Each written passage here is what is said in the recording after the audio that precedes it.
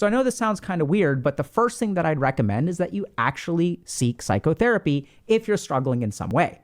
And that may sound weird because you said, Dr. K, there's a systemic bias. Yeah, but it's still the best evidence-based treatment that we have for dealing with mental illness. Medication is just as good, by the way.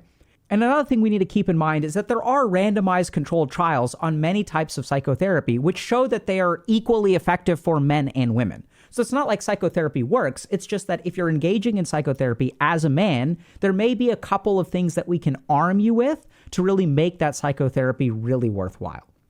So the first recommendation that I have is that you see at least 3 psychotherapists, or at least you see at least 3 before you give up on therapy. If you love the first one, then stick with them. And so a lot of psychotherapy is about fit, and it may just be hard to find someone who's able to communicate with you in a way that is helpful. So a couple of things that I would recommend, some language that you can use if you go to psychotherapy. So the first is just simply let your therapist know, hey, I'm not really aware of what I feel all the time, and I'm not very good at articulating my feelings.